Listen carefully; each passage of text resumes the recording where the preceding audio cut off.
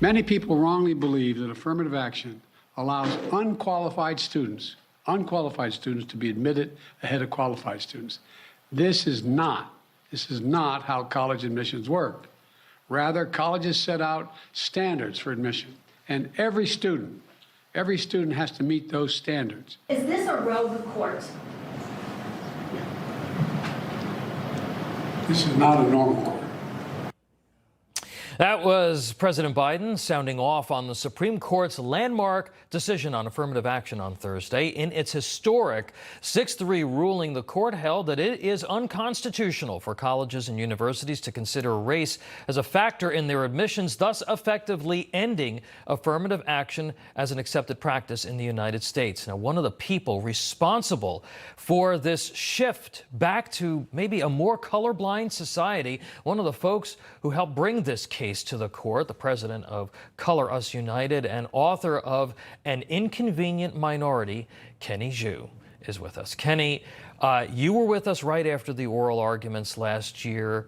As you read this decision, what was going through your head and how did you feel as it was apparent that you helped make history here? I'm elated. I am elated. What can I say?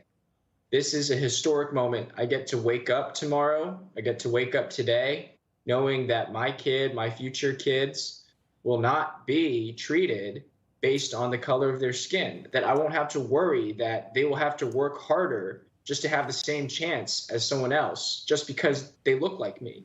I mean, isn't that what a colorblind society is all about? That people should know that they will be treated based on their hard work and their merit, not based on immutable characteristics like sex, race, and those kinds of things. That's what the American dream is all about. Chief Justice John Roberts, an appointee of President George W. Bush, writing the majority opinion, said students must be treated on the basis of, quote, their experiences as an individual, not on the basis of race. And he continued, quote, many universities have for too long done just the opposite.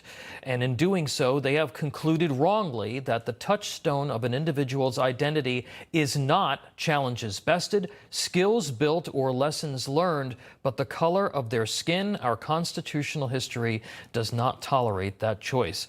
Roberts' opinion was challenged by Justice Ketanji Jackson Brown, who wrote in her dissent, with a let them eat cake obliviousness today, the majority pulls the ripcord and announces color blindness for all by legal fiat, but deeming race irrelevant in law does not make it so in life. That was responded to by Justice Clarence Thomas.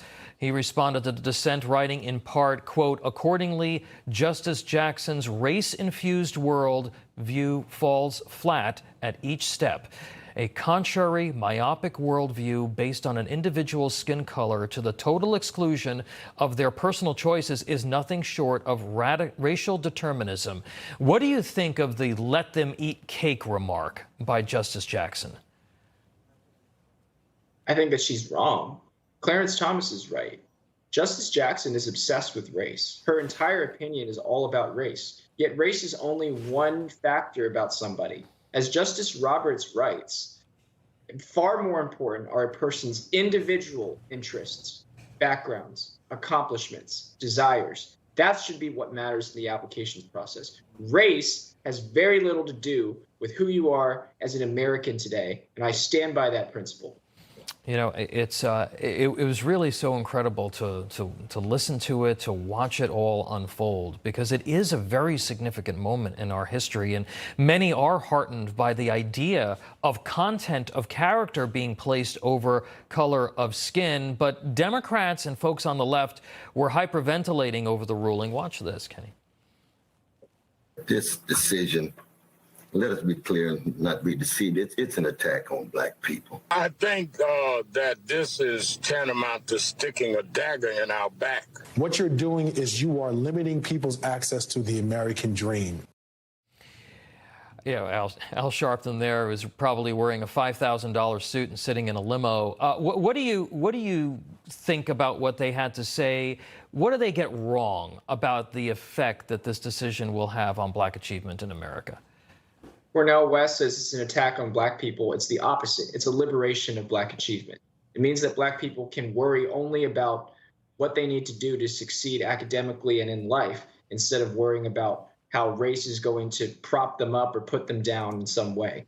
My new book, School of Woke, which comes out very soon, you can buy it now, talks about what the true attack on Black people is, and that is the K-12 education system. We spent 3 times as much money on it, adjusted for inflation, over the past 40 years. And guess what? Black children are still at the same rate of achievement as they are compared to white people. This is a travesty. Yeah. That is an attack on Black people. Focus on that. That's the thing that needs to be rectified. That needs to be solved. Last question for you, Kenny. Despite the court's ruling, Harvard has already indicated they intend to find some sort of a way around this, to continue the practice in some form. Is this fight over, and how do you see it perhaps impacting other aspects of American life? Real quick for me. The fight isn't over, but we have struck the death blow to affirmative action. Make no mistake, Justice Roberts argued you cannot use race in admissions. Universities will have to follow that. All right, I got to leave it there. Unfortunately, President of Color Us United, a lot of Americans, I'm sure, thank you for your courage, you and others. Kenny Zhu, appreciate you being here, sir. Thank you.